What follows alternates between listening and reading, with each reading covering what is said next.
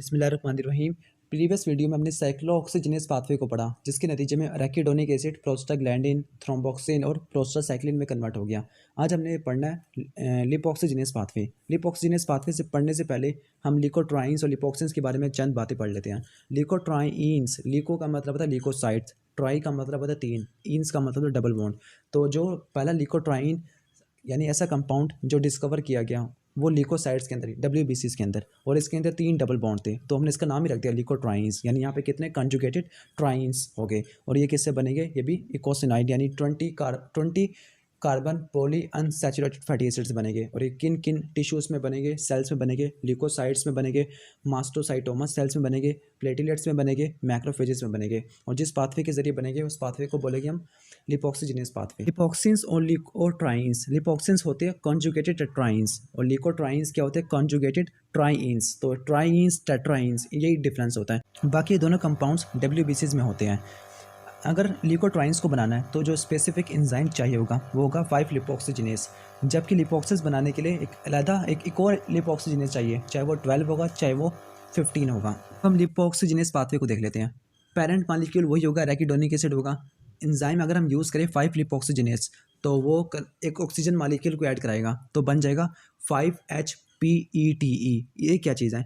इसका मतलब है 5-हाइड्रोपरोक्सी इकोसा टेट्राइनोइक एसिड। ये 5-हाइड्रोपरोक्सी इकोसा टेट्राइनोइक एसिड कन्वर्ट होगा लिकोट्राइन A4 में। कैसे कन्वर्ट होगा? जब इसमें वाटर रिमूव आउट हो जाएगा। लिकोट्राइन A4 पेरेंट मॉलिक्यूल है। इससे क्या क्या बन सकता है? इससे लिकोट्राइन B4 भी बन सकता है। इससे आगे slow reacting substance of anaphylaxis, जिसमें 3 लिकोट्राइन्स आते हैं, लिकोट्राइन C4, लिकोट्राइन D4, लिकोट्राइन E4। इन तीनों को मिला के slow reacting substance of anaphylaxis भी कहते हैं। तो लिकोट्राइन A4 से B4 भी बन सकता है, slow reacting substance of anaphylaxis बन सकते हैं, और इससे लिपोक्सिन्स भी बन सकते हैं। अगर हम 15 लिपोक्सिजिनेस का यूज़ करें तो बनेगा लिपोक्सिन्स बनेगा।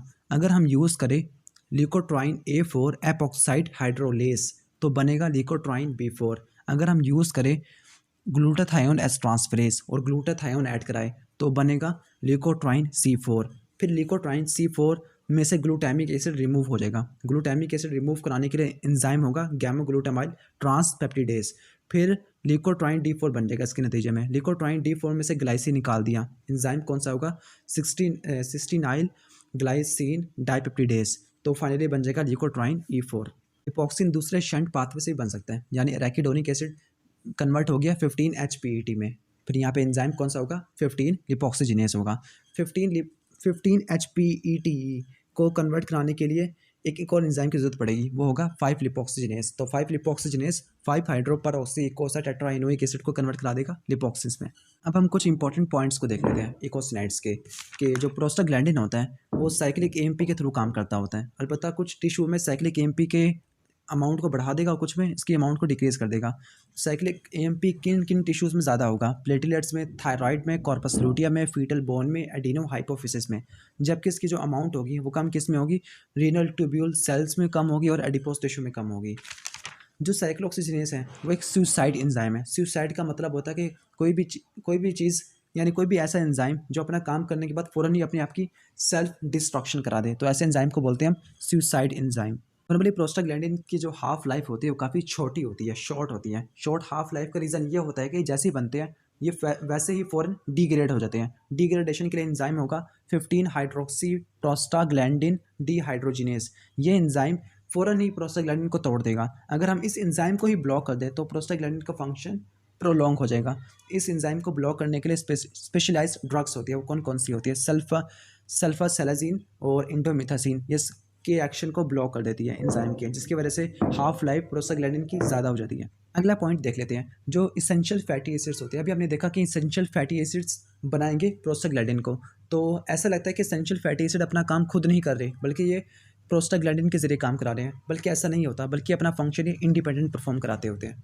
हाँ, कुछ फंक्शन ये परफॉर्म कराते हैं प्रोस्टाग्लैंडिन से, लेकिन अपने सारे फंक्शन प्रोस्टाग्लैंडिन के जरिए नहीं करवाते। अगला पॉइंट हम देख लेते हैं कि जो प्रोस्टाग्लैंडिन होता है, स्पेसिफिकली प्रोस्टाग्लैंडिन I2 जिसको हम प्रोस्टासाइक्लिन बोलते हैं, और थ्रोम्बोक्सिन, ये एंटागोनिस्ट होते हैं एक दूसरे के। अगर सीरीज़ 3 की बात करें, PGI3 और TXA3, ये बनते हैं इकोसा पेंटेनोइक एसिड से। जो सीरीज़ 3 के जो मॉलिक्यूल्स होते हैं ना, वो एराकिडोनिक एसिड की रिलीज़ को ब्लॉक कर देते हैं। एराकिडोनिक एसिड की रिलीज़ ब्लॉक हो गया तो फिर सीरीज़ 2 के मॉलिक्यूल नहीं बनेंगे। और अगर देखा जाए जो PgI3 है वो ज़्यादा एंटी एग्रीगेटर होता है एज़ कम्पेयर टू PgI2, और जो थ्रोम्बोक्सिन A3 होता है वो वीकर एग्रीगेटर होता है as compare to thromboxane A2। यानी जो सीरीज़ 3 वाले जो कंपाउंड है स्पेसिफिकली PgI3 वो ज़्यादा स्ट्रॉन्ग है as compare to thromboxane A3 की निस्बत, जिसकी वजह से हमने एक्चुअली इक्विलिब्रियम को शिफ्ट कर दिया है।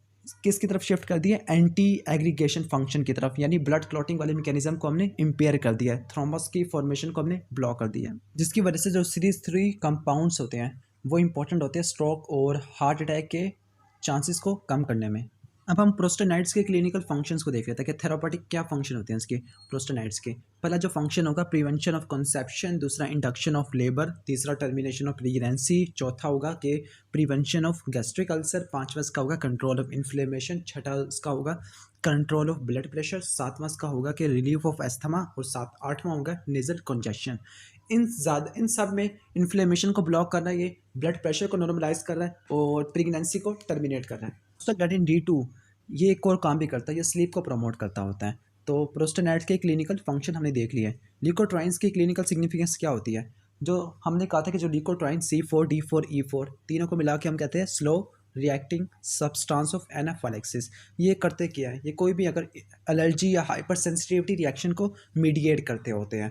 जो ल्यूकोट्राइन B4 होता है ये वेस्कुलर परमिएबिलिटी को बढ़ा देता है, जिसकी वजह से ब्लड के अंदर न्यूट्रोफिल्स, मोनोसाइट्स, इनको टारगेट टिश्यू की तरफ जाने में कोई मसला नहीं होता, और ये इन्फ्लेमेशन कॉज करते हैं, यानी ये सेंसिटिविटी रिएक्शन को भी मीडिएट करते हैं। और इसकी फेमस एग्जांपल क्या होगी? एस्थमा होगी। लिपोक्सिन्स का हमने पहले फंक्शन देखा था कि लिपोक्सिन्स एंटी इन्फ्लेमेशन होती है, और एक स्पेशलाइज्ड कंपाउंड होता है लिपोक्सिन्स क्लास का, उसको बोलते हैं चैलोन्स। ये इन्फ्लेमेटरी प्रोसेस को सप्रेस करते हैं।